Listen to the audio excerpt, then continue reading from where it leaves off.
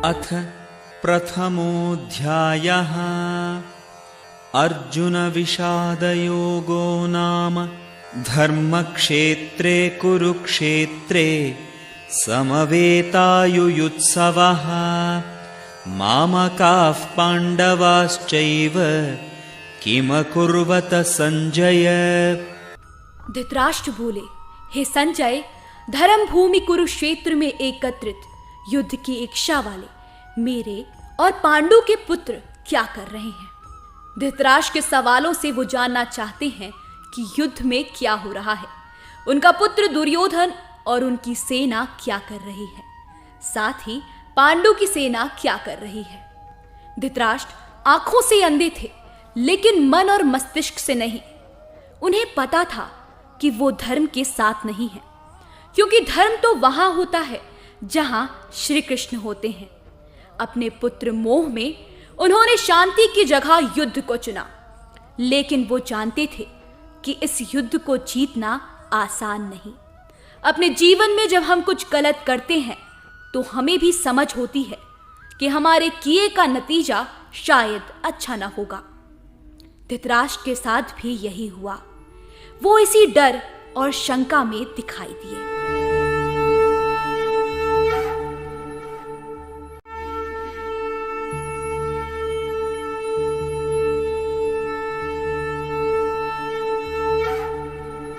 अथ प्रथमोऽध्यायः अर्जुन विषादयोगो नाम संजय उवाच दृष्ट्वा तु पाण्डवानीकं व्यूढं दुर्योधनस्तदा आचार्यमुपसंगम्य राजा वचनमब्रवीत्। संजय बोले, राजा दुर्योधन ने व्यूरचना युक्त पांडवों की सेना को देखा तो गुरु द्रोणाचार्य के पास जाकर ये वचन कहा।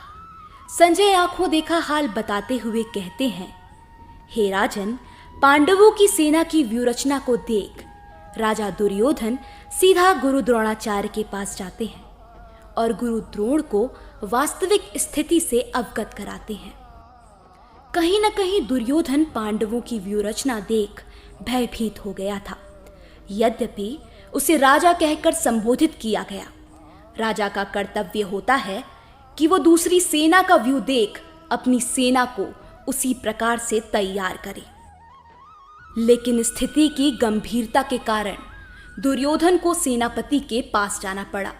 जबकि दुर्योधन अच्छा राजनीतिक था, लेकिन पांडवों की रणनीति देख उसका ये कूटनीतिक व्यवहार उसके भय को छिपा न पाया और वो डर के साथ अपने सेनापति के पास पहुंचा और उनसे सवाल किए।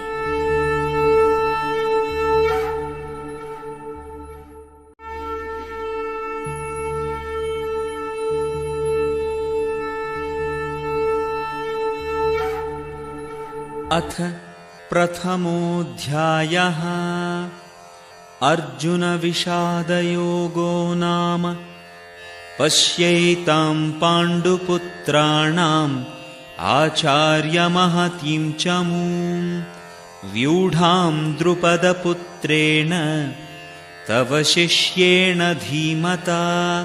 हे आचार्य, द्रुपद पुत्र धृष्टद्युम्न आपका ही बुद्धिमान शिष्य है। पांडुपुत्रों की ये बड़ी भारी सेना की व्यूहकार रचना धृष्टद्युम्न ने ही की है। व्यूहकार रचना का मतलब विशेष तरीके से सेना के योद्धाओं का खड़ा होना है। एक ऐसा व्यूह जिससे उस सेना के बीच घुसना असंभव हो और अगर कोई घुस जाए तो कभी बाहर ना आ सके। इस वाक्य से दुर्योधन सेनापति द्रोणाचार्य के दोषों को इंगित करना चाहता था कि जब गुरु द्रोण भली भांति जानते थे कि द्रुपद पुत्र को उनका वध करने का वरदान प्राप्त है, तो उसे खुद ही युद्ध की शिक्षा क्यों दी? धृष्टद्युम्न को सारे सैनिक रहस्य प्रदान करने में क्यों झिझक नहीं हुई? अब धृष्टद्युम्न कुरुक्षेत्र की युद्ध भूमि में पांडवों का पक्ष ले रहा था और उसने द्रोणाचार्य से जो कला सीखी थी उसी के आधार पर उसने ये व्यूहरचना की थी। दुर्योधन ने द्रोणाचार्य की इस दुर्बलता की ओर इंगित किया, जिससे वो युद्ध में सजग रहें और समझौता ना करें। इसके द्वारा वो द्रोणाचार्य को ये भी बताना चाह रहा था कि कहीं वो अपने प्रिय शिष्य पांडवों के प्रति युद्ध में उदारता ना दिखा बैठें। विशेष रूप से अर्जुन उनका अत्यंत प्रिय एवं तेजस्वी शिष्य था और दुर्योधन ने ये भी चेतावनी दी कि युद्ध में इस प्रकार की उदारता से हार हो सकती है।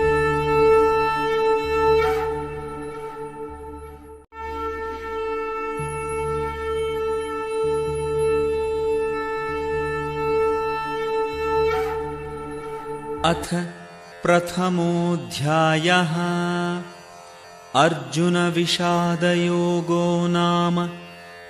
अत्र शूरा महेश्वासा भीमार्जुन समायुधि युयुधानो विराटश्च द्रुपदश्च महारथः दृष्टकेतुश्चेकितानः काशीराजश्च वीर्यवान् पुरुजित् कुन्तिभोजश्च शैब्यश्च नरपुङ्गवः युधामन्युश्च विक्रान्त उत्तमौजाश्च वीर्यवान् सौभद्रो द्रौपदेयाश्च सर्व एव महारथाः।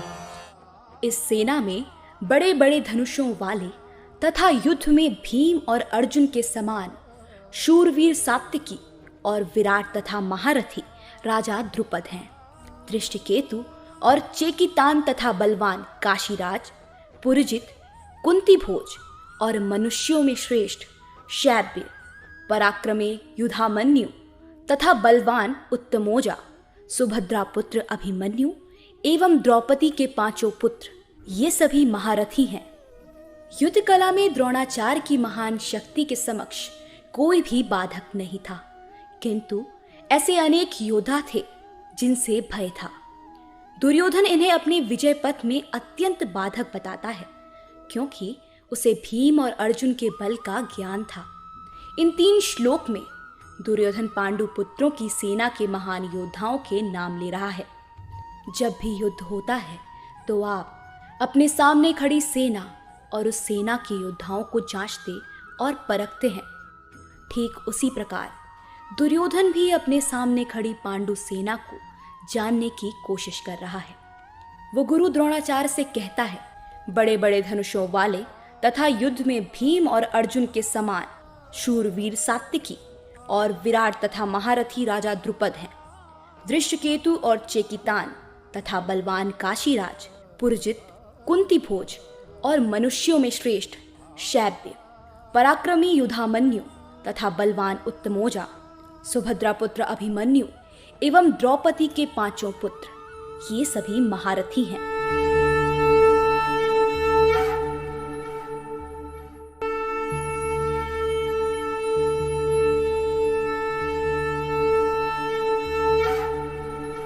अथ प्रथमोऽध्यायः अर्जुन विषादयोगो नाम। अस्माकं तु विशिष्टाये तान्निबोध द्विजोत्तम नायका मम सैन्यस्य संज्ञार्थं तान् ब्रवीमि ते। हे ब्राह्मण श्रेष्ठ, अपने पक्ष में भी जो प्रधान वीर हैं उनको आप जान लीजिए। मेरी सेना के जो सेनापति हैं, आपकी जानकारी के लिए उनको बतलाता हूं। दुर्योधन आगे कहता है, हे ब्राह्मण श्रेष्ठ, पांडवों की सेना के योद्धाओं को तो आपने देख लिया। अब आप अपने पक्ष में भी जो प्रधान हैं या जो हमारी सेना को संभालने में समर्थ हैं, उनको समझ लीजिए। गुरुद्रोण की जानकारी के लिए शत्रु की सेना के बाद दुर्योधन अपनी सेना के जो सेनापति हैं उनके बारे में बताता है। समस्या के बारे में सब कुछ जान लेने के बाद अब बारी आती है अपने पक्ष में सोचने की, ये जानने की कि हमारे पास क्या क्या साधन है और हम किस किस चीज में मजबूत हैं, जिससे आप समस्या पर आसानी से विजय पाएंगे। जैसे आपने समस्या के हर पहलू के बारे में सोचा, वैसे ही आपको स्वयं का आकलन कर लेना चाहिए।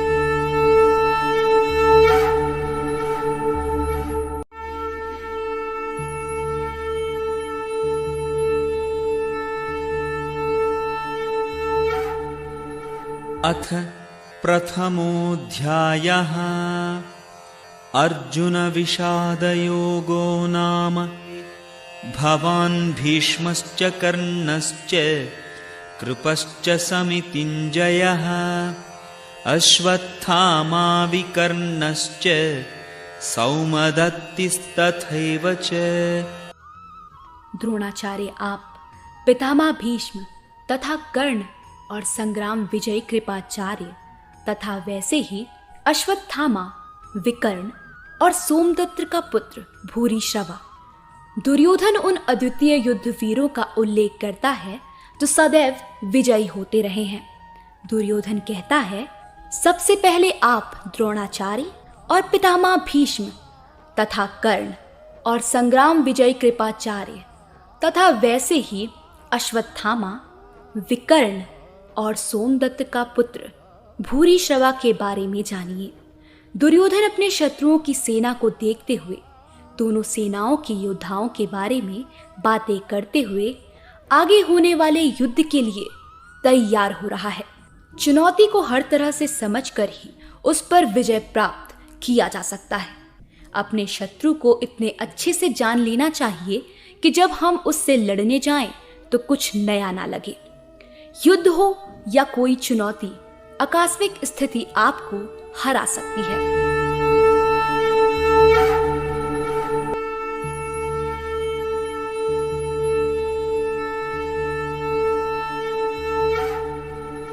अथ प्रथमोऽध्यायः अर्जुन विषादयोगो नाम।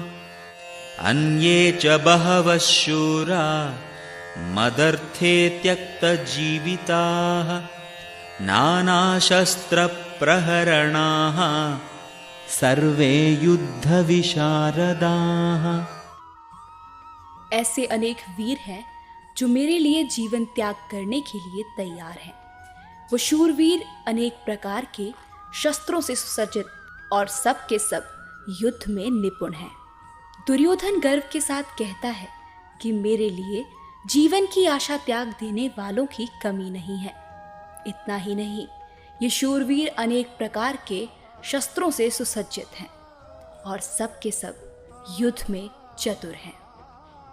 दुर्योधन के एक इशारे पर ये सभी अपने प्राणों की आहुति देने के लिए तैयार हैं। उन्हीं को देख वो खुश हो रहा है। दूसरे शब्दों में ये पूर्व निश्चित था कि वो अब अधर्मी दुर्योधन के दल में सम्मिलित होने के कारण कुरुक्षेत्र के युद्ध में मारे जाएंगे।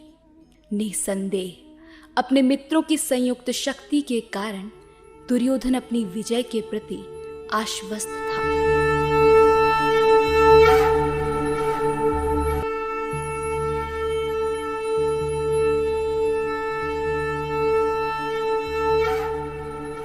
अथ प्रथमोऽध्यायः अर्जुन विषादयोगो नाम। अपर्याप्तं तदस्माकं बलं भीष्माभिरक्षितं पर्याप्तं त्विदमेतेषां बलं भीमाभिरक्षितम्। हमारी शक्ति अपरिमेय है और हम सब पितामह द्वारा भली भांति संरक्षित हैं, जबकि पांडवों की शक्ति भीम द्वारा संरक्षित होकर भी सीमित है। दुर्योधन आगे कहता है कि भीष्म पितामह द्वारा रक्षित उनकी सेना सब प्रकार से अजय है और वहीं शत्रु की सेना भीम द्वारा रक्षित है। वो कहना चाहता है कि वो भीम की सेना को आसानी से जीत सकता है। दुर्योधन यहाँ तुलनात्मक शक्ति का अनुमान प्रस्तुत कर रहा है। वो सोचता है कि अत्यंत अनुभवी सेना नायक भीष्म पितामह के द्वारा विशेष रूप से संरक्षित होने के कारण उसकी सशस्त्र सेनाओं की शक्ति अपरिमेय है। दूसरी ओर पांडवों की सेना सीमित है क्योंकि उनकी सुरक्षा एक कम अनुभवी नायक भीम द्वारा की जा रही है, जो भीष्म की तुलना में नगण्य है। दुर्योधन को भरोसा था कि पितामह की उपस्थिति में उसकी विजय निश्चित है, क्योंकि वो भीम से कहीं उत्कृष्ट सेनापति हैं। वो युद्ध में विजयी होगा, ये उसका घमंड था। आत्मविश्वास से हम सब जीत सकते हैं, लेकिन अगर वही आत्मविश्वास घमंड बन जाए तो आपकी हार निश्चित हो जाती है।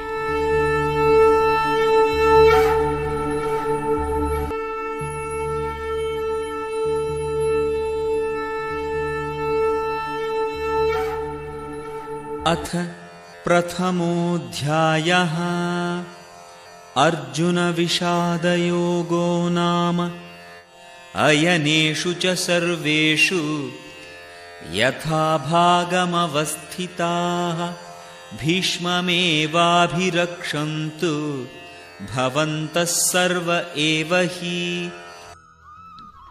दुर्योधन कहता है, सब मोर्चों पर अपनी अपनी जगह स्थित रहते हुए आप लोग निस्संदेह भीष्म पितामह की सब ओर से रक्षा करें। भीष्म पितामह के शौर्य की प्रशंसा करने के बाद दुर्योधन अपनी इस बात पर पहुंचना चाहता था कि हर किसी को अपनी अपनी जगह पर स्थित रहते हुए निस्संदेह पितामह की रक्षा करनी है। दुर्योधन को पूर्ण विश्वास था कि कौरवों की विजय पितामह की उपस्थिति पर निर्भर करती है। भीष्म की पराजय का मतलब था युद्ध हार जाना। अपनी सबसे अमूल्य चीज को तब तक बचाकर रखना चाहिए जब तक आप किसी भी लक्ष्य को हासिल नहीं कर लेते या किसी भी युद्ध को जीत नहीं लेते।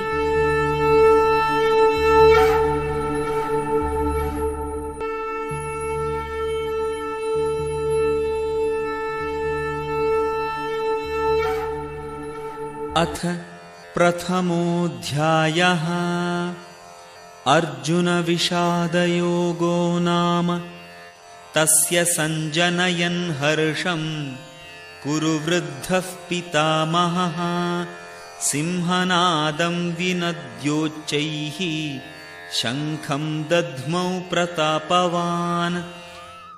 तब कुरुवंश के वृद्ध परम प्रतापी पितामह ने सिंह की दहाड़ के समान गरजकर शंख बजाया, जिससे दुर्योधन को हर्ष हुआ। होने वाले युद्ध की शंख उद्घोषणा होती है। कौरवों में सबसे वृद्ध, सबसे प्रतापी पितामह भीष्म ने उच्च स्वर में सिंह की दहाड़ के समान गरजकर ऐसा शंख बजाया कि दुर्योधन के हृदय में हर्ष उत्पन्न हो गया।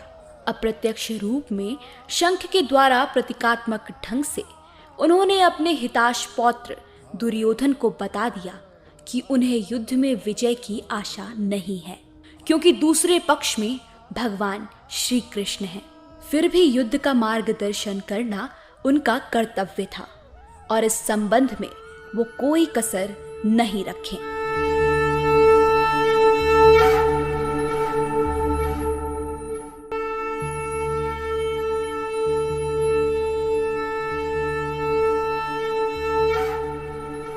अथ प्रथमोऽध्यायः अर्जुन विषादयोगो नाम ततः शंखाश्च भैर्यश्च पर्णवानकगोमुखाः सहसैवाभ्यहन्यन्त सशब्दस्तुमुलोऽभवत्।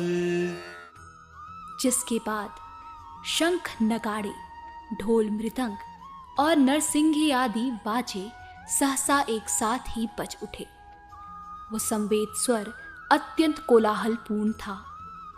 ये इतिहास में आज तक के सबसे भयंकर युद्ध का आरंभ था। पितामह के शंख के बाद नगाड़े, ढोल, मृदंग और नरसिंगे आदि सब एक साथ ही बज उठे। इन बाजों का नाद संगीतात्मक नहीं बल्कि बहुत ही डरावना था। ततः श्वेतैर्हयैर्युक्ते महति स्यन्दने स्थितौ माधवः पाण्डवश्चैव दिव्यौ शंखौ प्रदध्मतुः। दूसरी ओर से सफेद घोड़ों द्वारा खींचे जाने वाले विशाल रथ पर आसीन श्री कृष्ण महाराज और अर्जुन ने भी अलौकिक शंख बजाए। पितामह द्वारा बजाए गए शंख के बाद अब बारी थी पांडु पुत्रों की सेना के शंखनाद की। सफेद घोड़ों से युक्त उत्तम रथ में बैठे हुए श्री कृष्ण और अर्जुन ने भी अपने अपने दिव्य शंख बजाए। भीष्म द्वारा बजाए गए शंख की तुलना में पांडु पुत्रों की ओर से बजे शंख को दिव्य कहा गया है। जय सदैव पांडु के पुत्र जैसों की ही होती है, क्योंकि वो धर्म के साथ थे। इसके अलावा जिस रथ में दोनों अर्जुन और कृष्ण आसीन थे, वो अर्जुन को अग्नि देवता ने प्रदान किया था और इससे सूचित हो रहा था कि तीनों लोकों में जहां कहीं भी ये रथ जाएगा वहां विजय निश्चित है।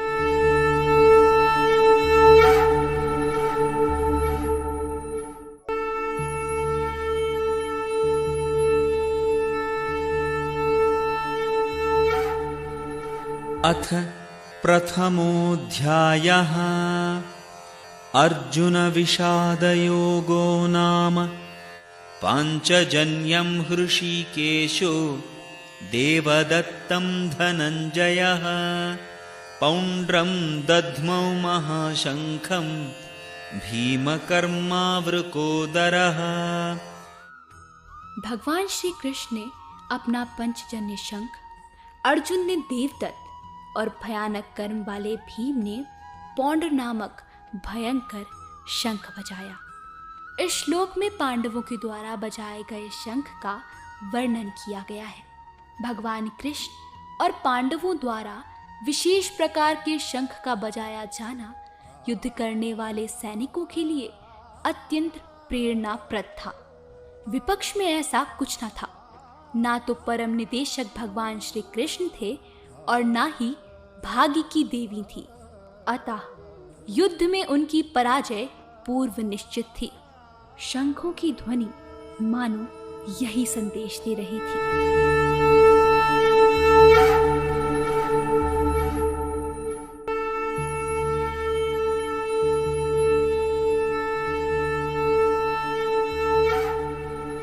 अथ प्रथमोऽध्यायः अर्जुन विषादयोगो नाम अनन्तविजयं राजा कुन्तीपुत्रो युधिष्ठिरः नकुलः सहदेवश्च सुघोषमणिपुष्पको काश्यश्च परमेश्वासः शिखण्डी च महारथः दृष्टद्युम्नो विराटश्च सात्यकिश्चापराजितः द्रुपदो द्रौपदेयाश्च सर्वशः पृथिवीपते सौभद्रश्च महाबाहुः शंखान् दध्मुः पृथक् पृथक्।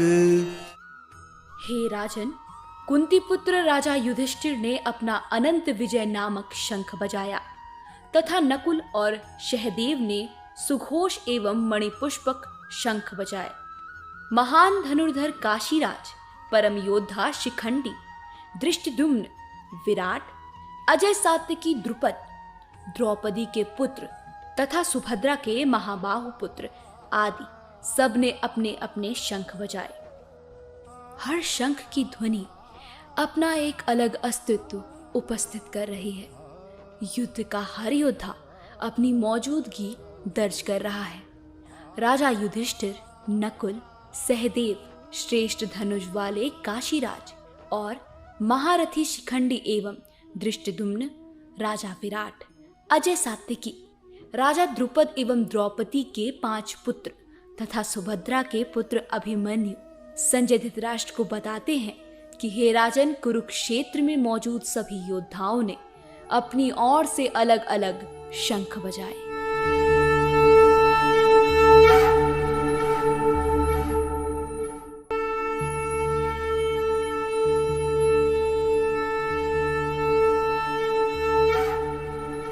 अथ प्रथमोऽध्यायः अर्जुन विषादयोगो नाम सघोषोधार्तराष्ट्राणां हृदयानि व्यदारयत् नभश्च पृथिवीं चैव तुमुलो व्यनुनादयन्। संजय कहते हैं कि इन विभिन्न शंखों की ध्वनि कोलाहलपूर्ण बन गई है, जो आकाश और पृथ्वी को भी गुंजाते हुए आपके पुत्रों के हृदय को विदीर्ण करने लगी। संजय धृतराष्ट्र कहते हैं कि शंख की ध्वनि ने आकाश और पृथ्वी को भी गुंजाते हुए आपके पक्ष वालों के हृदय विदीर्ण कर दिए।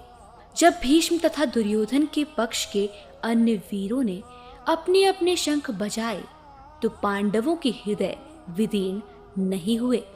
ऐसी घटनाओं का वर्णन नहीं मिलता, किंतु इस विशिष्ट श्लोक में कहा गया है कि पांडव पक्ष के शंखनाद से धृतराष्ट्र के पुत्रों के हृदय विदीर्ण हो गए। इसका कारण स्वयं पांडव और भगवान कृष्ण में उनका विश्वास है। परमेश्वर की शरण ग्रहण करने वाले को किसी प्रकार का भय नहीं रह जाता, चाहे वो कितनी ही विपत्ति में क्यों ना हो।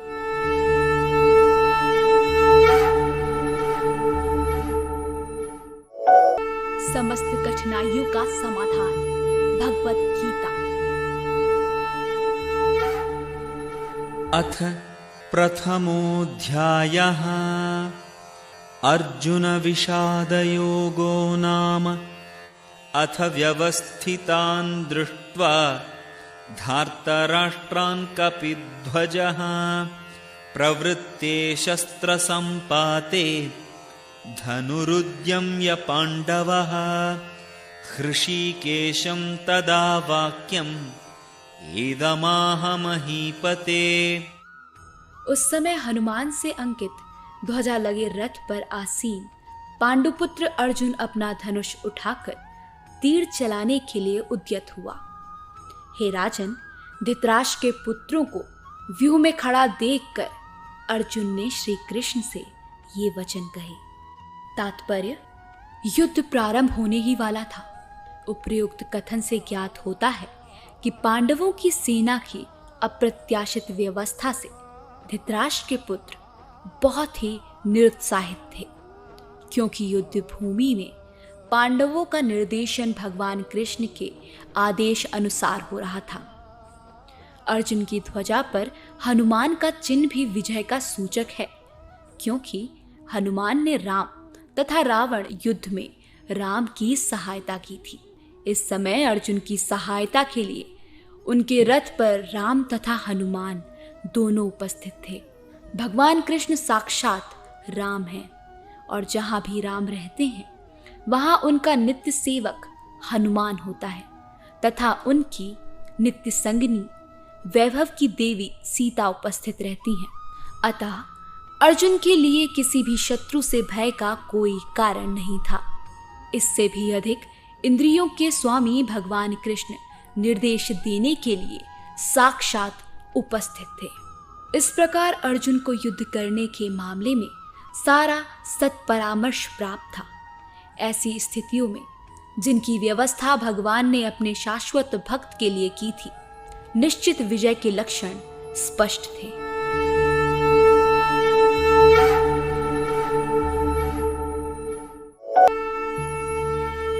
समस्त कठिनाइयों का समाधान, भगवत गीता।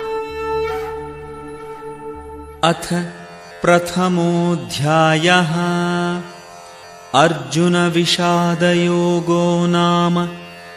अर्जुन उवाच सेनयोरुभयोर्मध्ये रथं स्थापयमेच्युत यावदेतान्निरीक्षेऽहम् योद्धुकामानवस्थितान् कैर्मया सह योद्धव्यम् अस्मिन् रणसमुद्यमे।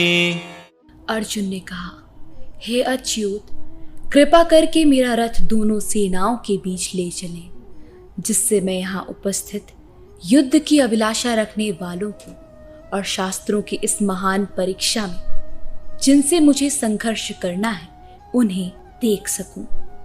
तात्पर्य, यद्यपि श्री कृष्ण साक्षात श्री भगवान हैं, किंतु सारथी के रूप में उन्हें अर्जुन की आज्ञा का पालन करना था और उन्होंने इसमें कोई संकोच नहीं किया। अतः उन्हें अच्युत कहकर संबोधित किया गया। यद्यपि उन्होंने अपने भक्त का सारथी पद स्वीकार किया था, किंतु इससे उनकी परम स्थिति अशून्य बनी रही। भगवान तथा उनके सेवक का संबंध अत्यंत मधुर एवं दिव्य होता है। सेवक स्वामी की सेवा करने के लिए सदैव तत्पर रहता है और भगवान भी भक्त की कुछ न कुछ सेवा करने की कोशिश में रहते हैं।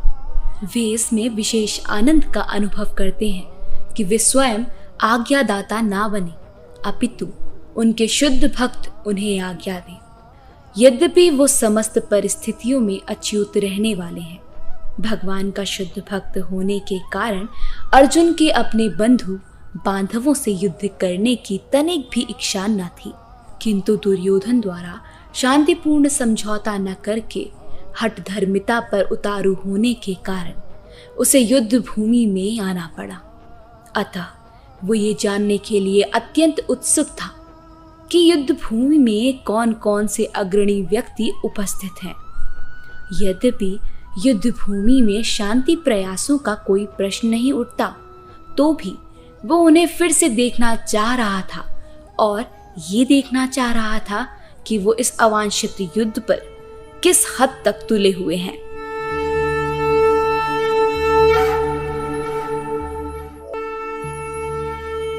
समस्त कठिनाइयों का समाधान, भगवत गीता। अथ प्रथमोऽध्यायः अर्जुन विषादयोगो नाम योत्स्यमानानवेक्षेऽहं ययेतेऽत्र समागताः धार्तराष्ट्रस्य दुर्बुद्धेः युद्धे प्रियचिकीर्षवः। मुझे उन लोगों को देखने दीजिए जो यहाँ पर धृतराष्ट्र के दुर्बुद्धि पुत्र दुर्योधन को प्रसन्न करने की इच्छा से लड़ने के लिए आए हुए हैं। तात्पर्य ये सर्वविदित था कि दुर्योधन अपने पिता धृतराष्ट्र की सांठगांठ से पाप पुण्य योजनाएं बनाकर पांडवों के राज्य को हड़पना चाहता था। अतः जिन समस्त लोगों ने दुर्योधन का पक्ष ग्रहण किया था, वो उसी के समान धर्म रहे होंगे। अर्जुन युद्ध प्रारंभ होने के पूर्व ये तो जान ही लेना चाहता था कि कौन कौन से लोग आए हुए हैं, किंतु उनके समक्ष समझौता का प्रस्ताव रखने की उसकी कोई योजना नहीं थी। ये भी तथ्य था कि वो उनकी शक्ति का, जिसका उसे सामना करना है, अनुमान लगाने की दृष्टि से उन्हें देखना चाह रहा था। यद्यपि उसे अपनी विजय का विश्वास था, क्योंकि कृष्ण उसकी बगल में विराजमान थे।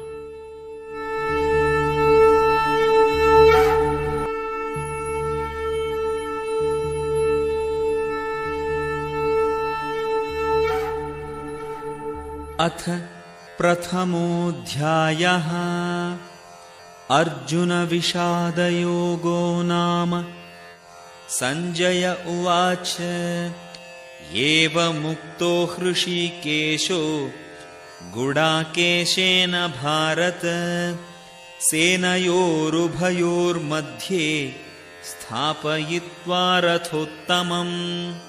संजय बोले, हे धृतराष्ट्र, अर्जुन द्वारा इस प्रकार संबोधित किए जाने पर भगवान कृष्ण ने दोनों दलों के बीच में उस उत्तम रथ को लाकर खड़ा कर दिया। तात्पर्य, इस श्लोक में अर्जुन को गुणाकेश कहा गया है। गुणाका का अर्थ है नींद, और जो नींद को जीत ले वो गुणाकेश है। अतः अर्जुन ने कृष्ण की मित्रता के कारण नींद तथा अज्ञान दोनों पर विजय प्राप्त की थी। कृष्ण के भक्त के रूप में वो कृष्ण को क्षण भर भी नहीं भूल पाया, क्योंकि भक्त का स्वभाव ही ऐसा होता है। अतः कृष्ण का भक्त उनका निरंतर चिंतन करते हुए नींद तथा अज्ञान दोनों को जीत सकता है। इसी को समाधि कहते हैं।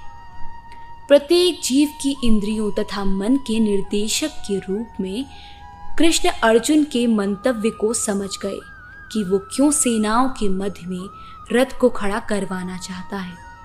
अतः उन्होंने वैसा ही किया और फिर वो इस प्रकार बोले।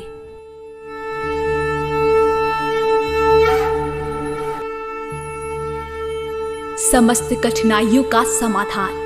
भगवत गीता। अथ प्रथमोऽध्यायः। अर्जुन विषादयोगो नाम भीष्मद्रोणप्रमुखतः सर्वेषां च महीक्षिताम्।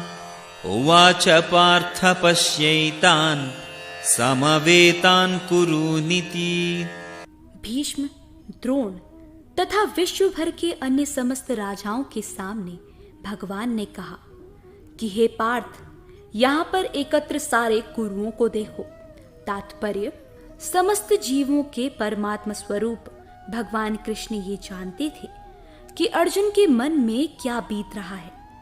इस प्रसंग में ऋषिकेश शब्द का प्रयोग सूचित करता है कि वो सब कुछ जानते थे।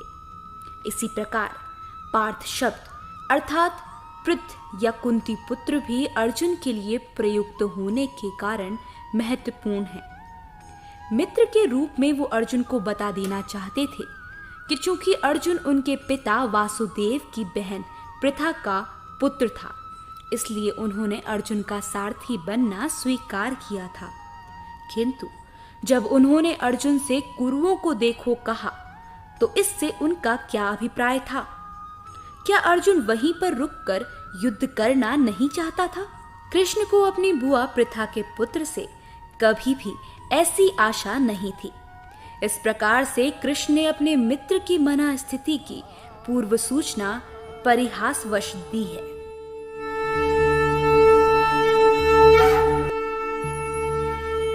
समस्त कठिनाइयों का समाधान। भगवत गीता। अथ प्रथमोऽध्यायः।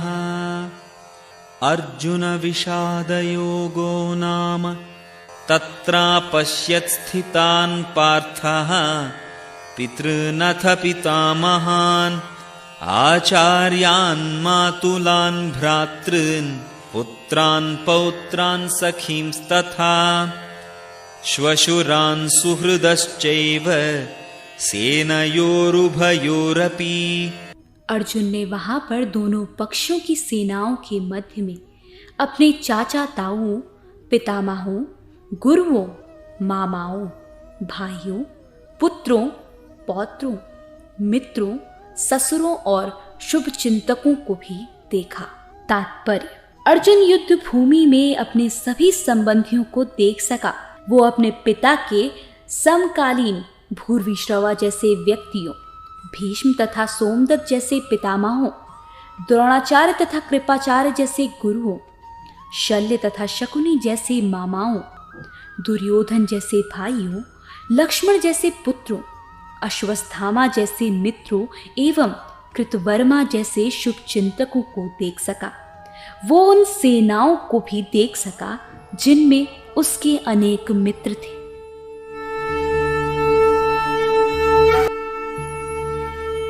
समस्त कठिनाइयों का समाधान। भगवत गीता। अथ प्रथमोऽध्यायः। अर्जुन विषादयोगो नाम तान् समीक्ष्य स कौन्तेयः सर्वान् बन्धून् अवस्थितान् कृपया परयाविष्टो विषीदन्निदमब्रवीत्। दृष्ट्वेमं स्वजनं कृष्ण युयुत्सुं समुपस्थितं सीदन्ति मम गात्राणि मुखं च परिशुष्यति। जब कुंती पुत्र अर्जुन ने मित्रों तथा संबंधियों की इन विभिन्न श्रेणियों को देखा तो वो करुणा से अभिभूत हो गया और इस प्रकार बोला, हे कृष्ण, इस प्रकार युद्ध की इच्छा रखने वाले अपने मित्रों तथा संबंधियों को अपने समक्ष उपस्थित देखकर मेरे शरीर के अंग कांप रहे हैं और मेरा मुंह सूखा जा रहा है। तात्पर्य: यथार्थ भक्ति से युक्त मनुष्य में वो सारे सद्गुण रहते हैं जो सत्पुरुषों या देवताओं में पाए जाते हैं, जबकि अभक्त अपनी शिक्षा तथा संस्कृति के द्वारा भौतिक योग्यताओं में चाहे कितना ही उन्नत क्यों न हो, इन ईश्वरीय गुणों से विहीन होता है। अतः सब जनों, मित्रों तथा संबंधियों को युद्ध भूमि में देखते ही अर्जुन उन सब के लिए करुणा से अभिभूत हो गया, जिन्होंने परस्पर युद्ध करने का निश्चय किया था। जहां तक उसके अपने सैनिकों का संबंध था, वो उनके प्रति प्रारंभ से दयालु था, किंतु विपक्षी दल के सैनिकों के सामने खड़ी मृत्यु को देखकर वो उन पर भी दया का अनुभव कर रहा था। और जब वो इस प्रकार सोच रहा था तो उसके सारे अंगों में कंपन होने लगा और मुंह सूखने लगा। उन सब को युद्धाभिमुख देखकर उसे आश्चर्य भी हुआ। प्राय सारा कुटुंब, अर्जुन के सगे संबंधी उससे युद्ध करने आए थे। यद्यपि इसका उल्लेख नहीं है, किंतु तो भी सहज अनुमान लगाया जा सकता है कि न केवल उसके अंग कांप रहे थे और मुंह सूख रहा था, अपितु वो दयावंश रुदन भी कर रहा था। अर्जुन में ऐसे लक्षण किसी दुर्बलता के कारण नहीं, अपितु हृदय की कोमलता के कारण थे, जो भगवान के शुद्ध भक्त का लक्षण है।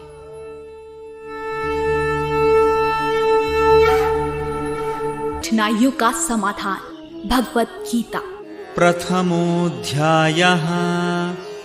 वेपथुश्च शरीरे मे रोमहर्षश्च जायते, गाण्डीवं संसृते हस्तात् वक्चैव परिदह्यते। मेरा सारा शरीर कांप रहा है, मेरे रोंगटे खड़े हो रहे हैं, मेरा गांडीव धनुष मेरे हाथ से सरक रहा है और मेरी त्वचा जल रही है। तात्पर्य: शरीर में दो प्रकार का कंपन होता है और रोंगटे भी दो प्रकार से खड़े होते हैं। ऐसा या तो आध्यात्मिक परमानंद के समय या भौतिक परिस्थितियों में अत्यधिक भय उत्पन्न होने पर होता है। दिव्य साक्षात्कार में कोई भय नहीं होता। इस अवस्था में अर्जुन के जो लक्षण हैं, वो भौतिक भय अर्थात जीवन की हानि के कारण है। अन्य लक्षणों से भी यह स्पष्ट है कि वो इतना अधीर हो गया है कि उसका विख्यात धनुष गांडीव उसके हाथों से सरक रहा था और उसकी त्वचा में जलन उत्पन्न हो रही थी। ये सब लक्षण देहात्म बुद्धि से जन्मे हैं।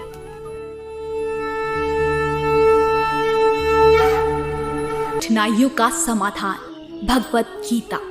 प्रथमोऽध्यायः। न च शक्नोम्यवस्थातुं भ्रमतीव च मे मनः, निमित्तानि च पश्यामि विपरीतानि केशव। मैं यहाँ अब और अधिक खड़ा रहने में असमर्थ हूँ। मैं अपने को भूल रहा हूँ और मेरा सर चकरा रहा है। हे कृष्ण, मुझे तो केवल अमंगल के कारण दिख रहे हैं। तात्पर्य: अपने अधैर्य के कारण अर्जुन युद्ध भूमि में खड़ा रहने में असमर्थ था और अपने मन की इस दुर्बलता के कारण उसे आत्मविस्मृति हो रही थी। भौतिक वस्तुओं के प्रति अत्यधिक आस्तिक के कारण मनुष्य ऐसी मोहमाई स्थिति में पड़ जाता है। ऐसा भय तथा मानसिक असंतुलन उन व्यक्तियों में उत्पन्न होता है जो भौतिक परिस्थितियों से ग्रस्त होते हैं। अर्जुन को युद्ध भूमि में केवल दुखदायी पराजय की प्रतीत हो रही थी। वो शत्रु पर विजय पाकर भी सुखी नहीं होगा। जब मनुष्य को अपनी आशाओं में केवल निराशा दिखती है तो वो सोचता है, मैं यहाँ क्यों हूँ। प्रत्येक प्राणी अपने में तथा अपने स्वार्थ में रुचि रखता है। किसी की भी परमात्मा में रुचि नहीं होती। कृष्ण की इच्छा से अर्जुन अपने स्वार्थ के प्रति अज्ञान दिखा रहा है। मनुष्य का वास्तविक स्वार्थ तो विष्णु या कृष्ण में निहित है। बद्ध जीव इसे भूल जाता है, इसलिए उसे भौतिक कष्ट उठाने पड़ते हैं। अर्जुन ने सोचा कि उसकी विजय केवल उसके शोक का कारण बन सकती है। कठिनाइयों का समाधान। भगवत गीता। प्रथमोऽध्यायः न च श्रेयोऽनुपश्यामि हत्वा स्वजनमाहवे न काङ्क्षे विजयं कृष्ण न च राज्यं सुखानि च। हे कृष्ण, इस युद्ध में अपने ही सब जनों का वध करने से न तो मुझे कोई अच्छाई दिखती है और न मैं उससे किसी प्रकार की विजय, राज्य या सुख की इच्छा रखता हूं। तात्पर्य ये जाने बिना कि मनुष्य का स्वार्थ विष्णु में है। सारे बुद्ध जीव शारीरिक संबंधों के प्रति ये सोचकर आकर्षित होते हैं कि वो ऐसी परिस्थितियों में प्रसन्न रहेंगे। ऐसी देहात्म बुद्धि के कारण वे भौतिक सुख के कारणों को भी भूल जाते हैं। अर्जुन तो क्षत्रिय का नैतिक धर्म भी भूल गया था। कहा जाता है कि 2 प्रकार के मनुष्य परम शक्तिशाली तथा जाज्वल्यमान सूर्य मंडल में प्रवेश करने के योग्य होते हैं।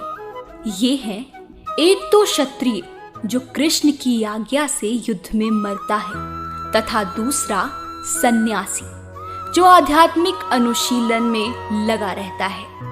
अर्जुन अपने शत्रुओं को भी मारने से विमुख हो रहा है। अपने संबंधियों की बात तो छोड़ दे, वो सोचता है कि सब जनों को मारने से उसे जीवन में सुख नहीं मिल सकेगा, अतः वह लड़ने के लिए इच्छुक नहीं है। जिस प्रकार की भूख न लगने पर कोई भोजन बनाने को तैयार नहीं होता, उसने तो बन जाने का निश्चय कर लिया है, जहां वो एकांत में निराशापूर्ण जीवन काट सके। किंतु क्षत्रिय होने के नाते उसे अपने जीवन निर्वाह के लिए राज्य चाहिए, क्योंकि क्षत्रिय कोई अन्य कार्य नहीं कर सकता। किंतु अर्जुन के पास राज्य कहाँ है? उसके लिए तो राज्य प्राप्त करने का एकमात्र अवसर है कि अपने बंधु बांधवों से लड़कर अपने पिता के राज्य का उत्तराधिकार प्राप्त करे, जिसे वह करना नहीं चाह रहा है। इसलिए वो अपने को जंगल में एकांतवास करके निराशा का एकांत जीवन बिताने के योग्य समझता है। कठिनाइयों का समाधान, भगवत गीता।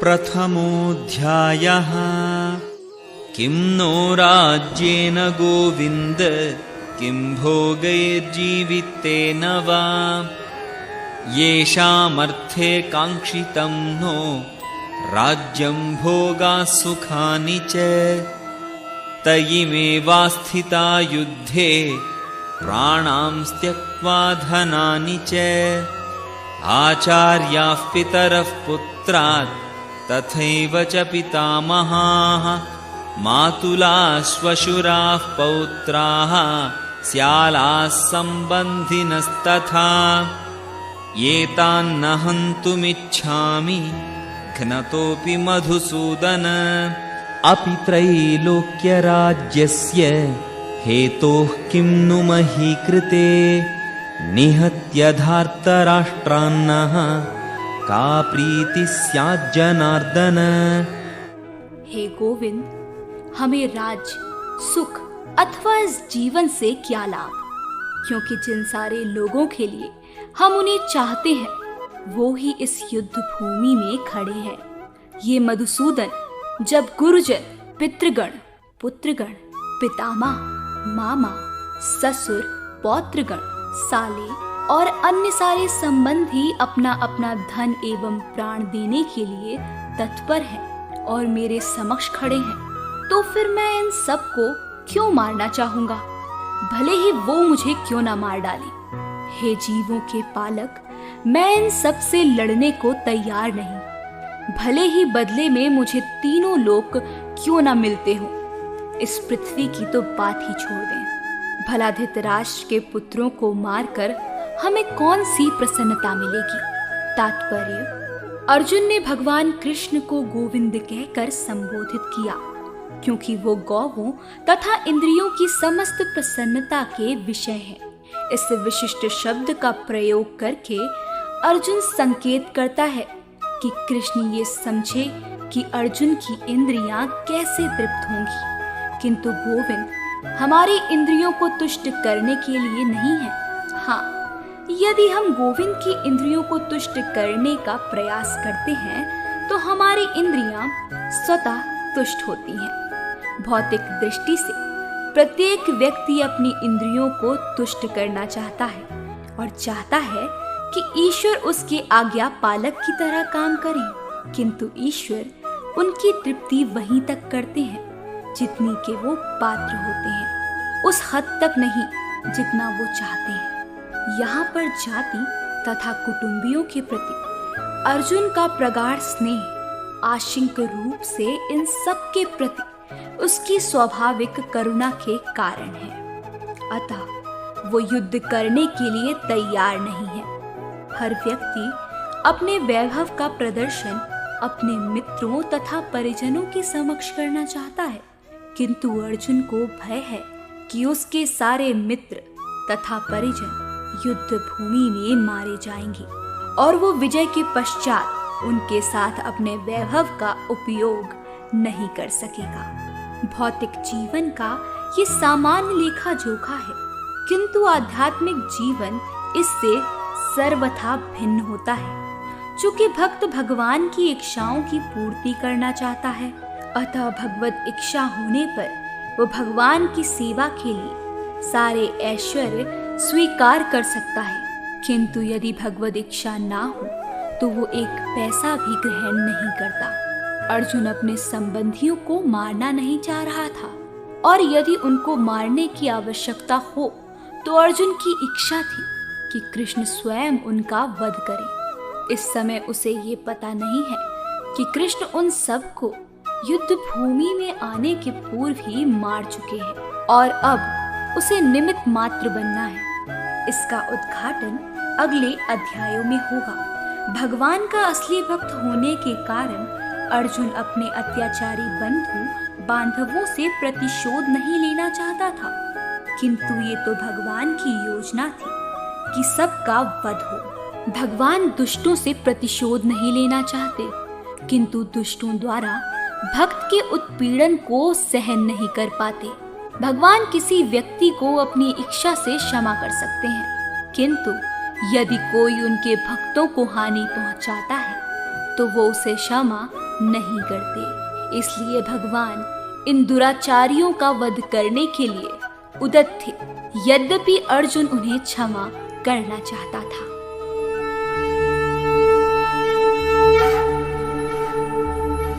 कठिनाइयों का समाधान।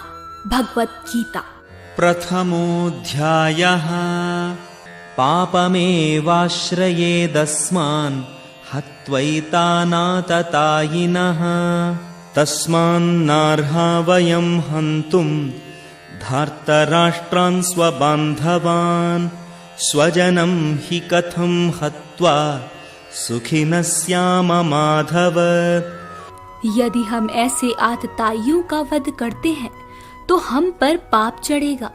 अतः यह उचित नहीं होगा कि हम धृतराष्ट्र के पुत्रों तथा उनके मित्रों का वध करें। हे लक्ष्मीपति कृष्ण, इससे हमें क्या लाभ होगा और अपने ही कुटुंबियों को मारकर हम किस प्रकार सुखी हो सकते हैं। तात्पर्य, वैदिक आदेश अनुसार आतताई 6 प्रकार के होते हैं। विष देने वाला, घर में अग्नि लगाने वाला, घातक हथियार से आक्रमण करने वाला, धन लूटने वाला, दूसरे की भूमि हड़पने वाला तथा पराई स्त्री का अपहरण करने वाला।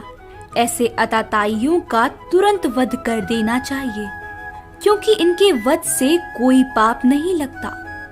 आतताइयों का इस तरह वध करना किसी सामान्य व्यक्ति को शोभा दे सकता है, किंतु अर्जुन कोई सामान्य व्यक्ति नहीं है।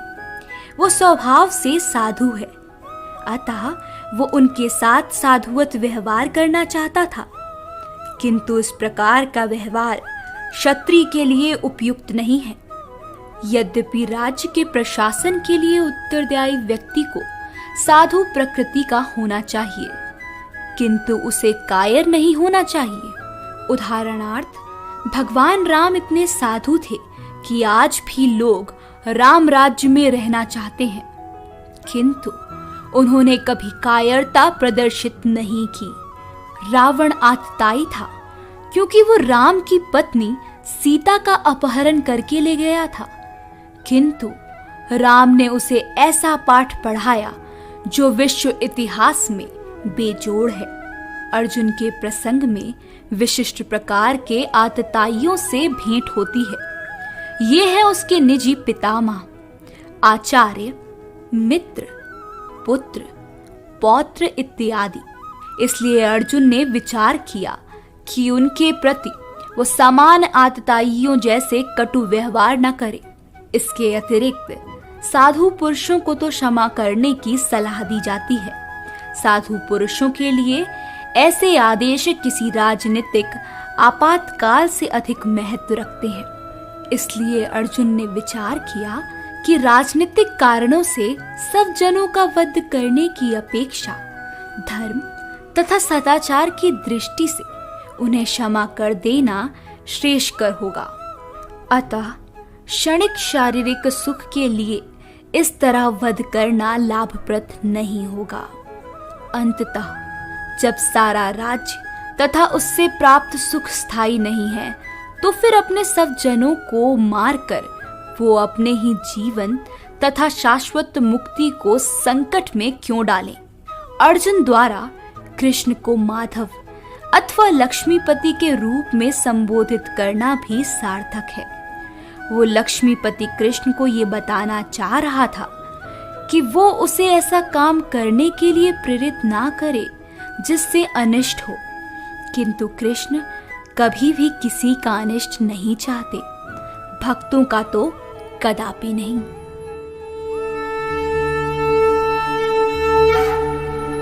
कठिनाइयों का समाधान।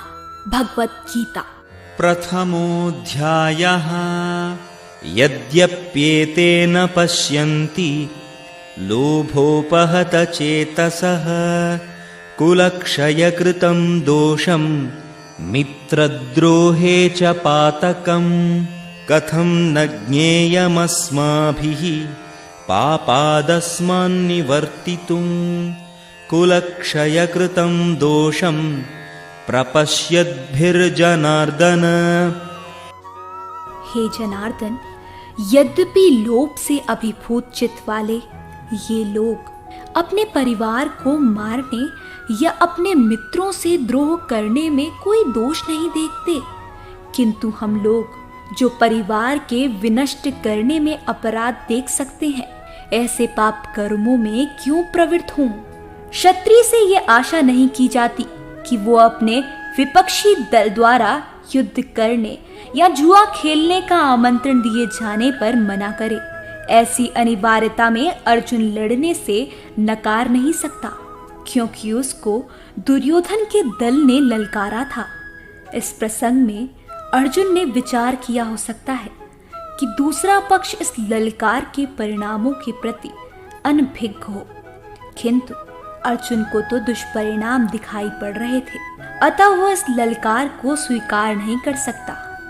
यदि परिणाम अच्छा हो तो कर्तव्य वस्तुतः पालनीय है, किंतु यदि परिणाम विपरीत हो तो हम उसके लिए बाध्य नहीं होते। इन पक्ष विपक्षों पर विचार करके अर्जुन ने युद्ध न करने का निश्चय किया।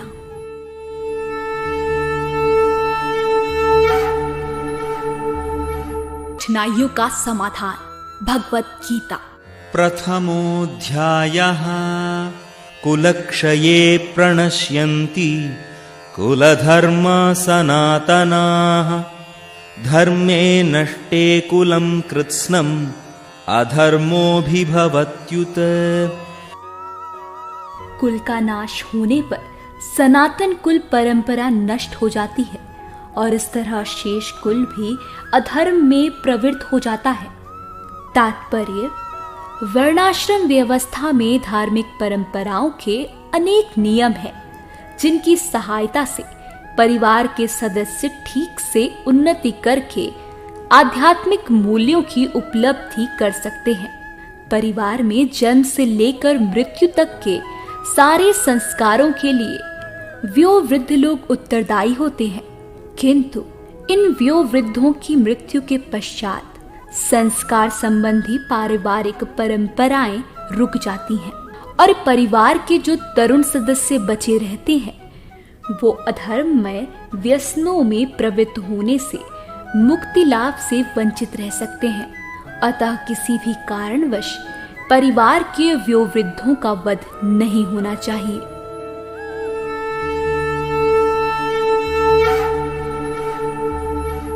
कठिनाइयों का समाधान। भगवत गीता। प्रथमोऽध्यायः अधर्माभिभवात् कृष्ण प्रदुष्यन्ति कुलस्त्रियः स्त्रीषु दुष्टासु वार्ष्णेय जायते वर्णसंकरः। हे कृष्ण, जब कुल में अधर्म प्रमुख हो जाता है तो कुल की स्त्रियां दूषित हो जाती हैं और स्त्रीत्व के पतन से हे वृषणवंशी अवांछित संतानें उत्पन्न होती हैं। तात्पर्य, जीवन में शांति, सुख तथा आध्यात्मिक उन्नति का मुख्य सिद्धांत मानव समाज में अच्छी संतान का होना है। वर्णाश्रम धर्म के नियम इस प्रकार बनाए गए थे कि राज्य तथा जाति की आध्यात्मिक उन्नति के लिए समाज में अच्छी संतान उत्पन्न हो। ऐसी संतान समाज में स्त्री के सतीत्व और उसकी निष्ठा पर निर्भर करती है। जिस प्रकार बालक सरलता से कुमार्गगामी बन जाते हैं, उसी प्रकार स्त्रियां भी पत्नोमुखी होती हैं। अतः बालकों तथा स्त्रियों दोनों को ही समाज के वयोवृद्धों का संरक्षण आवश्यक है। स्त्रियां विभिन्न धार्मिक प्रथाओं में संलग्न रहने पर व्यभिचारिणी नहीं होंगी। चाणक्य पंडित के अनुसार सामान्यतः स्त्रियां अधिक बुद्धिमान नहीं होती, अतः वो विश्वासिनी नहीं है, इसलिए उन्हें विविध कुल परंपराओं में व्यस्त रहना चाहिए और इस तरह उनके सतीत्व तथा अनुरिक्त से ऐसी संतान जन्मेगी जो वर्णाश्रम धर्म में भाग लेने के योग होगी।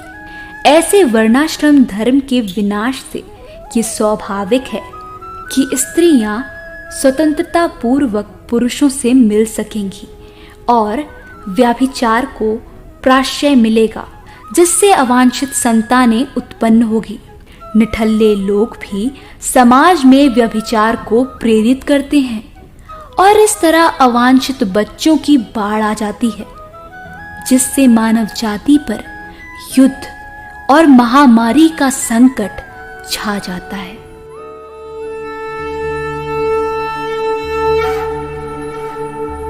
कठिनाइयों का समाधान। भगवत गीता। प्रथमोऽध्यायः संकरो नरकायैव कुलघ्नानां कुलस्य च पतन्ति पितरो ह्येषां लुप्तपिण्डोदकक्रियाः। अवांछित संतानों की वृद्धि से निश्चय ही परिवार के लिए तथा पारिवारिक परंपरा को विनष्ट करने वालों के लिए नारकीय जीवन उत्पन्न होता है। ऐसे पतित कुलों के पीतर लोग गिर जाते हैं, क्योंकि उन्हें जल तथा पिंडदान देने की क्रियाएं समाप्त हो जाती हैं। तात्पर्य, सकाम कर्म के विधि विधानों के अनुसार कुल के पीतरों को समय समय पर जल तथा पिंडदान दिया जाना चाहिए। ये दान विष्णु पूजा द्वारा किया जाता है, क्योंकि विष्णु को अर्पित भोजन के उत्कृष्ट प्रसाद के खाने से सारे पाप कर्मों से उद्धार हो जाता है। कभी कभी पितरगण विविध प्रकार के पाप कर्मों से ग्रस्त हो सकते हैं और कभी कभी उनमें से कुछ को स्थूल शरीर प्राप्त न हो सकने के कारण उन्हें प्रेतों के रूप में सूक्ष्म शरीर धारण करने के लिए बाध्य होना पड़ता है। अतः जब वंशजों द्वारा पीतरों को बचा प्रसाद अर्पित किया जाता है तो उनका प्रेत योनि या अन्य प्रकार के दुखमय जीवन से उद्धार होता है। पीतरों को इस तरह की सहायता पहुंचाना कुल परंपरा है और जो लोग भक्ति का जीवन यापन नहीं करते उन्हें ये अनुष्ठान करने होते हैं। केवल भक्ति करने से मनुष्य सैकड़ों क्या हजारों पीतरों को ऐसे संकटों से उबार सकता है। भागवत में कहा गया है, जो पुरुष अन्य समस्त कर्तव्यों को त्याग कर मुक्ति के दाता मुकुंद के चरण कमलों की शरण ग्रहण करता है और इस पथ पर गंभीरता पूर्वक चलता है, वो देवताओं, मुनियों, सामान्य जीवों, सब जनों, मनुष्यों या पीतरों के प्रति अपने कर्तव्य या ऋण से मुक्त हो जाता है। श्री भगवान की सेवा करने से ऐसे दायित्व तो अपने आप पूरे हो जाते हैं।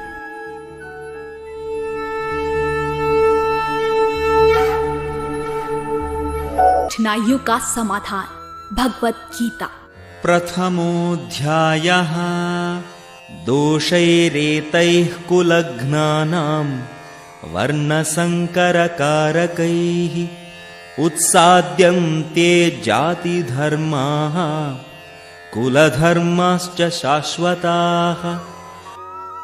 जो लोग कुल परंपरा को विनष्ट करते हैं और इस तरह अवांछित संतानों को जन्म देते हैं, उनके दुष्कर्मों से समस्त प्रकार की सामुदायिक योजनाएं तथा पारिवारिक कल्याण कार्य विनष्ट हो जाते हैं।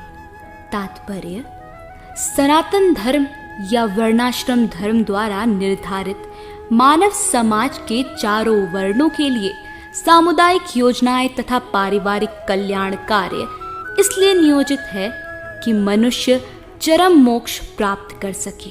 अतः समाज के अनुत्तरदायी नायकों द्वारा सनातन धर्म परंपरा के विखंडन से उस समाज में अव्यवस्था फैलती है।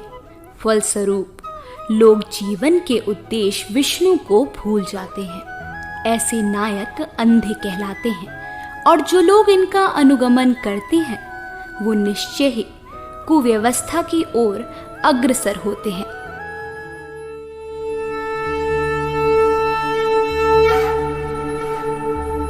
कठिनाइयों का समाधान। भगवत गीता। प्रथमोऽध्यायः उत्सन्नकुलधर्माणां मनुष्याणां जनार्दन नरके नियतं वासो भवतीत्यनुशुश्रुम।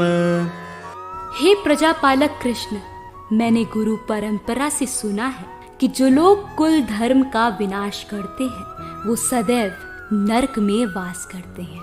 तात्पर्य, अर्जुन अपने तर्कों को अपने निजी अनुभव पर न आधारित करके आचार्यों से जो सुन रखा है उस पर आधारित करता है।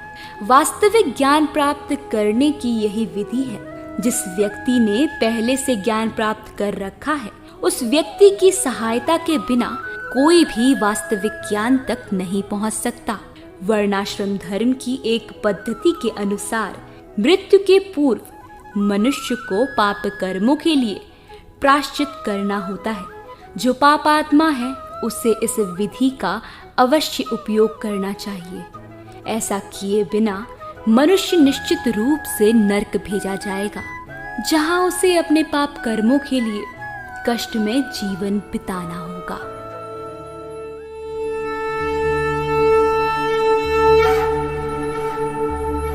कठिनाइयों का समाधान। भगवत गीता। प्रथमोऽध्यायः अहो बत महत्पापं कर्तुं व्यवसिता वयं यद्राज्यसुखलोभेन हन्तुं स्वजनमुद्यताः। ओ, कितने आश्चर्य की बात है कि हम सब जघन्य पाप कर्म करने के लिए उद्यत हो रहे हैं। राज्य सुख भोगने की इच्छा से प्रेरित होकर हम अपने ही संबंधियों को मारने पर तुले हैं। तात्पर्य, स्वार्थ के वशीभूत होकर मनुष्य अपने सगे भाई, बाप या माँ के वध जैसे पाप कर्मों में प्रवृत्त हो सकता है। विश्व के इतिहास में ऐसे अनेक उदाहरण मिलते हैं, किंतु भगवान का साधु भक्त होने के कारण अर्जुन सदाचार के प्रति जागरूक है, अतः वह ऐसे कार्य से बचने का प्रयत्न करता है।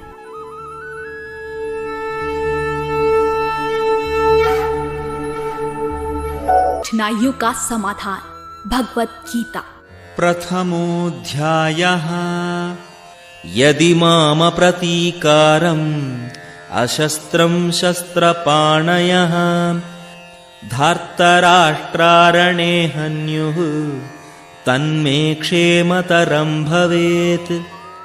यदि शस्त्रधारी धृतराष्ट्र के पुत्र मुझ निहत्थे तथा रणभूमि में प्रतिरोध न करने वाले को मारे तो ये मेरे लिए श्रेयस्कर होगा।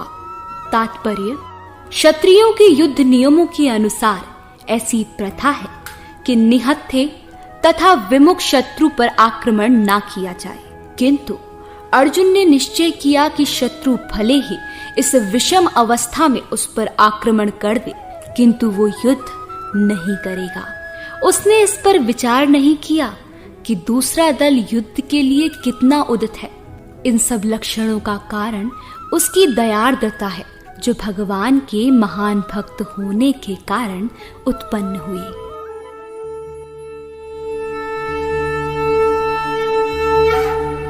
कठिनाइयों का समाधान। भगवत गीता। प्रथमोऽध्यायः संजय उवाच एवमुक्त्वार्जुनः संख्ये रथोपस्थ उपाविशत् विसृज्य सशरं चापं शोकसंविघ्नमानसः। संजय ने कहा, युद्ध भूमि में इस प्रकार कहकर अर्जुन ने अपना धनुष तथा बाण एक ओर रख दिया और शोक संतप्त चित्त से रथ के आसन पर बैठ गया। तात्पर्य, अपने शत्रु की स्थिति का अवलोकन करते समय अर्जुन रथ पर खड़ा हो गया था, किंतु वो शोक से इतना संतप्त हो उठा कि अपना धनुष बाण एक ओर रखकर रथ के आसन पर पुनः बैठ गया। ऐसा दयालु तथा कोमल हृदय व्यक्ति जो भगवान की सेवा में रत हो, आत्मज्ञान प्राप्त करने के योग्य है।